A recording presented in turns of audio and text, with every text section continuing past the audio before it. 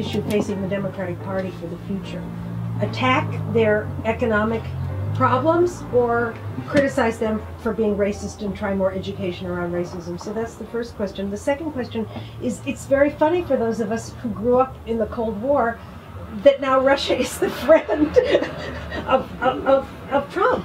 It's very paradoxical. It seems as if what Russia used to represent, it doesn't represent anymore. And you know, what's the meaning of history to say in the anniversary of the Russian Revolution, you know, that Russia is now the fascists' friend? You know, where does history help you on that one? I like fascist friend because it sounds like a product. It's like, now I'm thinking of the jingle, you know, the ad. Okay, yeah, okay. Not gonna do it. So on the first one, this has been as I'm sure you've noticed, this has been a very involved discussion with all sorts of interestingly, you know, self-critical or falsely self-critical or chest-beating positions taken by the left and by the Democrats, and all sorts of moves made which I don't approve of, like, for example, saying, okay, let's now categorize, you know, like the indigenous whites of Appalachia as like one more minority group and sort of reach out to them. I don't think that's the way to go. I also don't think. So I don't think that it would be right to say we can categorize this just as identity politics. So I'm on the other coast, and on the other coast, I don't know what it's like here. On the other coast, the dominant tendency in my bubble world would be to say, yeah, that it's about racism fundamentally, and that's kind of convenient because it means that A, you don't have to think too much because you think you're not a racist, and B, relatedly, it gives you that comfortable feeling that you're better and they're worse. So I'm kind of I'm thinking this to myself, but I'm kind of on the middle ground. I mean, so as someone who truly believes that in order to have, you know, durability and a republic and a constitution and basically all the things conservatives like, you have to have equality and the welfare state and all the things that people on the left like. That's basically what I mean. That common sense sort of. I think that like you can't have the things that these people like without the things these people like. I tend to think that you have to work on the equality. That is, you have to have a moment where you just forget what all the grown-ups say. Like, yeah, you can find really wonderful, you know, quotations from people in Louisiana or Ohio or Arkansas or Missouri or whatever, which would make you think, oh, why should I ever deal with those people? Okay, maybe, but what about their children? Right? What about the children? You know, the people who need the reason you have to have the welfare state is so that children have a chance, and then maybe they blow it, like many of us have, right? Maybe they'll blow it, but if they don't have education and they don't have health care, you're not giving them the chance to blow it. You're just basically saying, okay, we're going to give up on all those people, and that will then have consequences, because one could look at America today and say it can't get worse, but it's getting worse, and it could get much worse. So I do think that one move that one has to make is to say, okay, let's bracket the ideological stuff, because we're not really sure about that. And it's true that like the polarization is also a kind of cultural polarization where people have trouble talking. Let's bracket that and just sort of accept that in order for people to become citizens, they have to have certain basic things, like which for me would be healthcare and education. And that means we're going after the inequality. And it means going after it even if the grown-ups say they don't want it. I don't actually care if the grown-ups don't want it, because I'm thinking about the children. I'm thinking about the chance that people have to become individuals and then grow up and say, okay, I now reject all the good things that government did for me, right? That's fine, that's okay. It's okay with me if people go through public schools and have the army pay for their education and make lots of money and then say, well, I don't all that government stuff. I don't want. Okay, that's fine. I don't like it, but it's fine. But what I can't accept is either from the right or the left, and the left is now kind of getting tempted into this position because of its resentment about what they see as the racism, is to say, okay, well, these people brought this on themselves. Right? They brought it on themselves, so just forget about it. No, because the 7-year-olds didn't. The 7-year-olds didn't vote, right? They didn't vote. So I think you have to go about the inequality. Okay, Putin. Yeah, I mean there's a lot going on here. It's and so let me try to start in a very basic way. the left in the U.S., or at least elements of the left, have given a lot of cover for Putin, and it's made it very confusing, and it's something which I frankly don't understand, right? Like, as somebody who, spends a lot of time in the Russian media world, God help me, and who followed the Trump story from the Russian side, right? Like, I actually wrote the first thing that anybody, I think, ever wrote about the Trump-Putin story, which is almost a year ago now, and the reason I wrote it was because I was reading the Russian press and the Russian sources, and I saw that there was a historically unprecedented taking of sides in an American presidential election already a year ago. That people like the head of the Foreign Affairs Committee of the Russian Parliament said, we support Trump because, I'm quoting now, we support Trump because he is the man who can take the Western locomotive right off the rails. Okay, that's pretty clear. Like, if the head of our Foreign Relations Committee said something about a Russian politician, that would seem pretty clear to them, right? About who we were supporting, and that was just, that's just the tip of the iceberg. The whole Russian elite, including the Russian media elite, was putting their energy behind Trump well before this became at all clear from the American sources. We don't have time to go into the details of the actual personal connections, but I mean, to make it very brief, I mean, the Paul Manafort is basically a Russian political operative, right? This whole campaign, I mean, I realize the campaign involved like going to America and giving speeches. I watched them too, but the whole campaign was, just from the outside, not even having the evidence, it looked really Russian, right? Like, a lot of the clever things they did, like the fake assassination attempt, those things really looked Russian. They looked like Russian political technology to me. And the more we know, the more it looks that this is actually the case. So I think it's not just a question of like the right liking Putin now. It's also a question of figuring out to what extent this whole campaign was part of a larger Russian policy. Oh, and there's one more thing that I think Americans should think about. Given that Trump didn't really have a campaign, and given that that campaign didn't actually have any technological expertise, how was it exactly that he totally destroyed Hillary Clinton on social media? How did that happen, right? Who was running those robots exactly, right? I think I know. I'm pretty sure I know, because the same troll identities that were working for Putin then show up working for Trump, and that's documentable, and there's a good, that's been shown, right? So how is it exactly that so, and why did the Russians steal our voter rolls?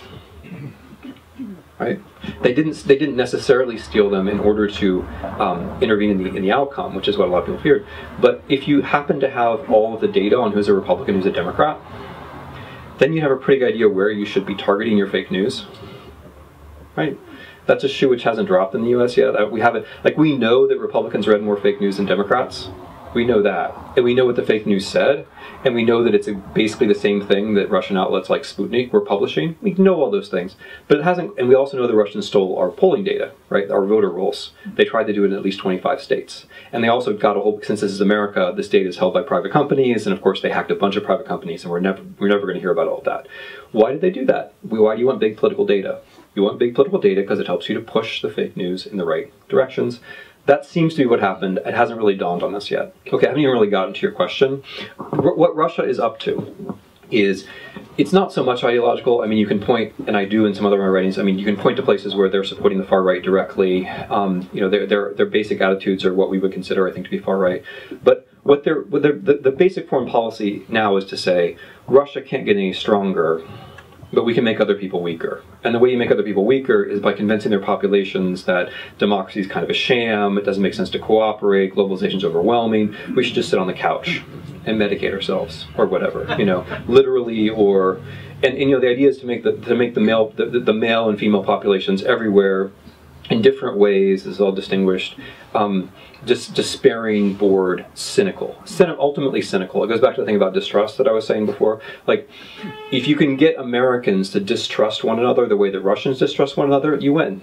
Not because you've won with an ideology exactly. It's not the Cold War in that sense, right? We don't have to be communists, or we don't have to become Russian nationalists, although some of us apparently have. What you have to do is just stop. It's just all you have to do for the Russians to win. And we're not the first ones. They've been doing this in Ukraine. They've been doing it in the European Union. All you have to do for them to win is to just stop believing that it makes any sense. Just to stop believing in the institutions, stop believing in democracy. That's the way they're working now, right? Okay. In other words, the pushback does it have a lot more force to it? I mean, when you put a wall up down here with this clueless guy Kelly coming out, you are hurting this mega region, you know, and you're hurting the powers that be here. To what extent is it impossible to keep going for Trump and that, and how much do you think that kind of economic pushback can be there? Are people going to roll over like GM and just say, great, you know, we'll get rid of California rules, etc.? Would you fall? Yeah, I'm not going to get down to that level of detail about California and GM. I will try to handle what I take to be the essence of your question, which is let's consider the Great Depression to the American economy today, because of course Hitler and fascism generally, and even to some extent Stalinism, arise in a world where capitalism seems to be just totally discredited by the Great Depression. I mean, we forget this, but you know, by 1930, 31, 32, pretty much everybody had agreed that that whole capitalist, liberal, democratic package had already failed, and it was just a matter of how you're going to repair it. Or usually it was a matter of what kind of revolution you wanted. Did you want the fascists? Did you want the communists? And then there were all these ideas of repair, you know, Keynes and Roosevelt and so on. But during the Great Depression, you had an overwhelmingly obvious reason why you might want to reject the present order. And most people did. And you're quite right to say that we don't have that now, right? We don't have that now. That said, there are a couple of striking similarities which I would point to, maybe not quite so much regionally, but nationally. One has to do with, let's call it industrial unemployment, which in the Great Depression was a sudden event. And here is more structural and slow, but which nevertheless is the case, that men who thought they were doing one thing can no longer do that thing, right? That seems to me to be politically and culturally significant in a way that we might overlook from certain perspectives, be they Connecticut or California. Because what happens, of course, with fascism, and again, I'm not saying we're on the doorstep of fascism. We're not on the doorstep. We're like, it's like catty corner to us. Feel better now. No, it's an yeah. No, they're sleek Italian autos, catty corner. There's one next door. All right. That's right. Okay. All right. See. Yeah, fascism was stylish. So no, it was. That was part of its appeal. But one of the reasons, but so it's not. So I said before, like that the capitalist democratic package was discredited. But of course, that's not how people's minds really work. What really happens was that when those millions of German workers were unemployed, and they stayed unemployed, they lost faith in themselves. They lost faith in their marriages. Their wives lost faith in them. They lost faith in their ability to keep a family together, etc., etc., etc. In other words, there's an emotional component, and even I would say a gender component to this. And you do see that in America now. I mean, maybe not so much in San Diego, but you really do see something like this across the places where Trump carried. That lots of men who, you know, would be capable or might at one time have been capable of doing something, no longer having that something to be able to do, right?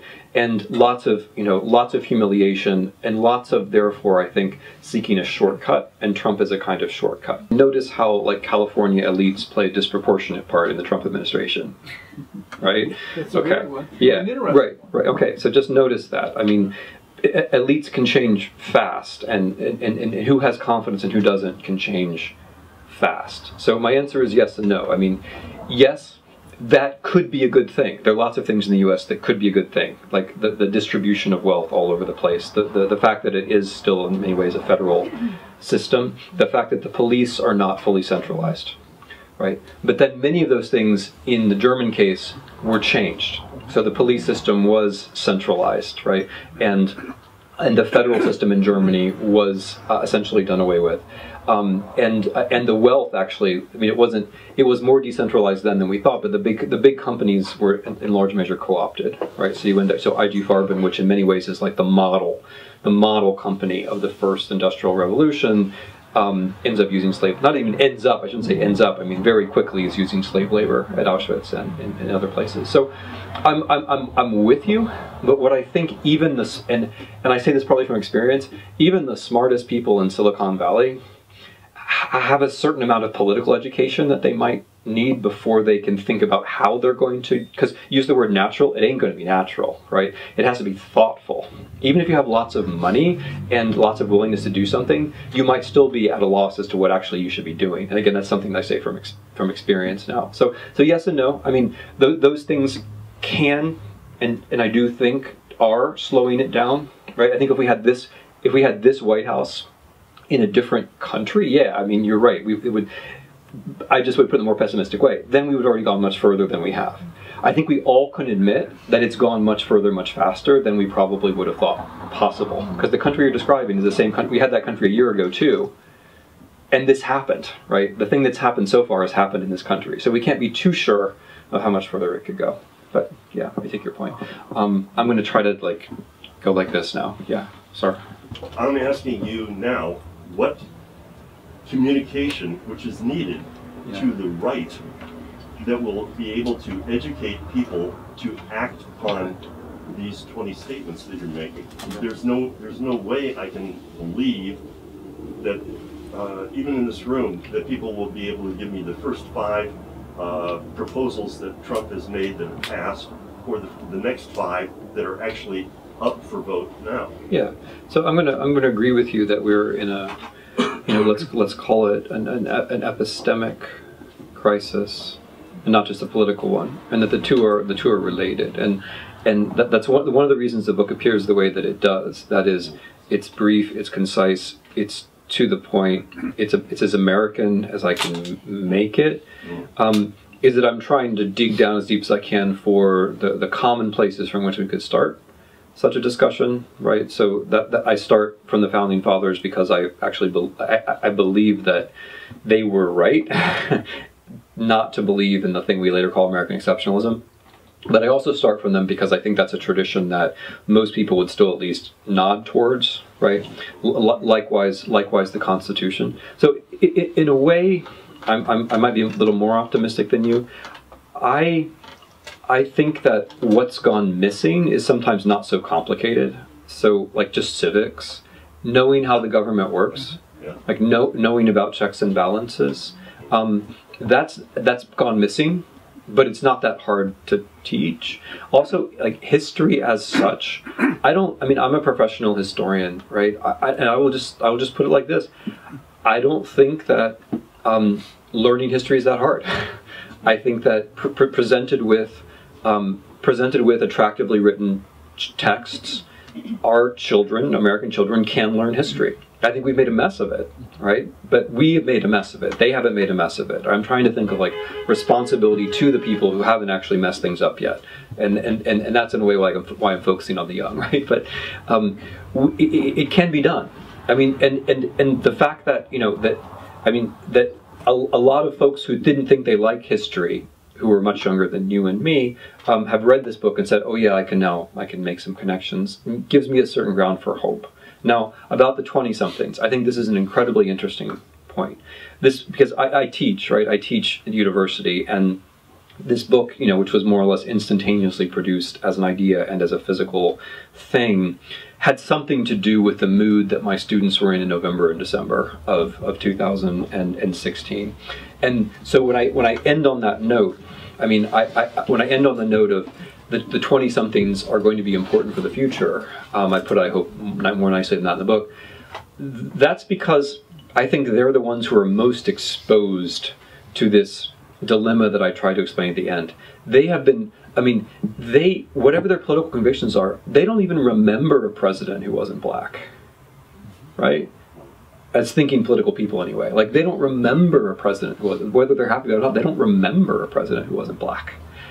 And they don't, they have not just the general problem that we all have now, that we don't have contact with the world of heavy ideological warfare of the 30s, 40s, and 50s anymore, right? Most of us anyway. But they also just don't remember the variety that's possible in America, an American political experience. And I watched how they went from thinking it was all going to be okay and they can just go work in finance, to thinking, oh no, it can't be okay, it's going to be terrible, there's nothing we can do about it, so we might as well work in finance. Right? Like, I watched that happen, and I'm trying to respond to it by saying, you can't actually do that. You can't let yourself do that. There are categories of your existence, like being a citizen or being an actor in history, which have to arise in you and not allow you to think like that.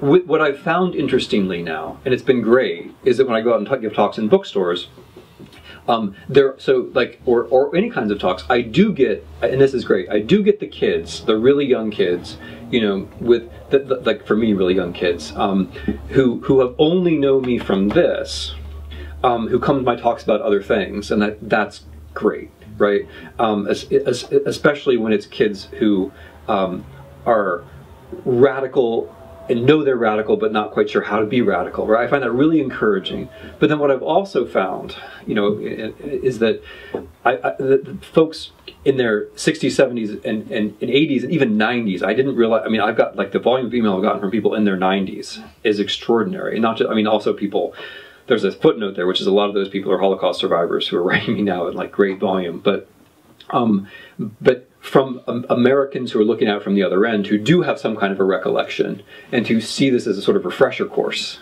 as opposed to an introduction, that's also happened. Anyway, I think the kind of education that we need is maybe a little bit less demanding than you do. I'm discouraged that it's not there, but I also think we could make a lot of progress really, really quickly. And the book itself is full of tricks. Like, it's full of time-saving educational tricks, which is sort of my stock and trade. Tim, yeah, I should let it. Tim, I have a question. Okay. I have a very short question. Yeah. Since we have the author here, there's a particular section in your brilliant book that is electrifying. Would you consider reading part of page 112 to 113 that begins, "What is patriotism?" So before I read this, I want you to remember, and I know you know this since you're not all children of the digital age, but that everything in this book had to be written months ago, right? So if it sounds like it's timely, that would then be an indication that thinking historically about the United States is useful. Okay. I think I know what passage this is talking about. Begins, "What is patriotism?" and ends with "our country." Okay. 112, 113. I'm sorry, there's a strip From the author. So the what is patriotism? Start there. Yes. Okay. What is patriotism? Let us begin with what patriotism is not. It is not patriotic to dodge the draft and to mock war heroes and their families. It is not patriotic to discriminate against active duty members of the armed forces in one's companies, or to campaign to keep disabled veterans away from one's property. It is not patriotic to compare one's search for sexual partners in New York with the military service in Vietnam that one has dodged. It is not patriotic to avoid paying taxes, especially when American working families do pay. It is not patriotic to ask those working, tax-paying American families to finance one's own presidential campaign and then to spend their contributions in one's own companies. It is not patriotic to admire foreign dictators. It is not patriotic to cultivate a relationship with Muammar Gaddafi or to say that Bashar al-Assad and Vladimir Putin are superior leaders. It is not patriotic to call upon Russia to intervene in an American presidential election. It is not patriotic to cite Russian propaganda at rallies. It is not patriotic to share an advisor with Russian oligarchs. It is not patriotic to solicit foreign policy advice from someone who owns shares in a Russian energy company. It is not patriotic to read a foreign policy speech written by someone on the payroll of a Russian energy company. It is not patriotic to appoint a national security advisor who has taken money from a Russian propaganda organ. It is not patriotic to appoint as Secretary of State an oil man with Russian financial interests who is the director of a Russian-American energy company and has received the Order of Friendship from Putin. The point is not that Russia and America must be enemies. The point is that patriotism involves serving your own country. Bravo. Okay. Bravo. When we look at what's going on now, there's a real attack on the permanent bureaucracy, especially on like state and number of departments, all this sort of deep state ideological rhetoric. And you almost see this admiration on the part of Trump and his cronies of sort of Putin's sort of world of patron-client relations and extra legal connections and sort of antagonism towards bureaucracy. I'm going to brutally simplify, but the question has to do with how one compares the largely co-opted and cooperative bureaucracy in Nazi Germany to the resistance of some elements of our civil service, and how does one compare Hitler's ability to co-opt the German bureaucracy to the hostility of the executive in the United States towards the bureaucracy. So I guess a couple of things. The first is that the way that fascism, as you well know, the way that fascism handled bureaucracy was to say, as you quite rightly suggest, that it's not about rules, right? That, I mean, bureaucracy is not such a bad thing, by the way. Like when you think about the alternatives, like the alternative to bureaucracy is no bureaucracy, and no bureaucracy is really awful. But bureaucracy is ultimately about rule following, and the way that fascism handled bureaucracy was to say, just remember that sometimes there aren't any rules, or just remember that in the final analysis, we might give you some rules that are not the same rules as your normal rules. So, you know, fascism. The flip to fascism, or the flip to certain kinds of authoritarianism, involves the permanent state of emergency. So sure, bureaucrats day to day do your normal stamping, but remember that these are exceptional times and you might be called upon, et cetera, et cetera, et cetera. Right? That's the mental shift that was made, and you're quite right that it really was made by the German civil service. Now, there was a certain amount of house cleaning at the top. At the beginning, and so in that way it's not so different from now. I think that maybe the main difference resides in the fact that the German bureaucracy was the German bureaucracy, whereas a good deal of our civil service is not sure that the executive is an American executive. I mean, whatever you think about Hitler, right? People could think, no one thought, well, he's just an Austrian. You know, he was regarded as a German, right? The odd position of our civil service, I mean, you mentioned the intelligence community, is that a good deal of the intelligence community is not sure that the executive is American in the political sense, right? They're not sure, like they know they're not briefing him. So who is, right? And so I think that contingent fact kind of throws a wrench into the comparison. If the whole Russia business were not in the equation, I think it'd be harder for there to be a justification for what you're calling the resistance. Now, oddly, the resistance is largely a side effect of the fact that our intelligence communities were following Russian entities for entirely different reasons, and then it turned out, oh, by the way, that these Russian entities were in touch with people in the Trump campaign, right? So, like, that factual trail is just kind of there. Anyway, that contingency for me kind of throws off the comparison. Because, I mean, it's not just the intelligence communities. It's just a lot of people in Washington, D.C. are not sure whether to categorize this leadership as American or not. I mean, I'm putting it more brutally than they would, but that's a kind of X factor in all of this. But where I agree with you fundamentally is that what they're after, it is more like Putin, I think, than it's like the 30s in Germany, which is sort of good news and bad news. What they're after is some way to short circuit all of the normal ways of doing business. And what they're finding is that it's hard. And that's good news and bad news. I mean, it's good news if you think that they'll give up. It's bad news if you think, okay, well, that will then become the justification for more radical attempts to get to some kind of different system. I'm honestly not sure which one of those it is. One of the kind of political dynamics that you see during the rise of fascism, and again today, is that rather than people, criticize political leaders who have a lot to be criticized for, that instead it's that notion that they're somehow representing some other group, either, Obama's a Muslim, he's not really born in this country, And I think even though, of course, it's clear that Trump collaborated with a lot of Russians, that, my principal objection to Trump is not that. It's that he's a demagogue and a racist and lies all the time. And that's an additional factor. I was just wondering if you could kind of comment.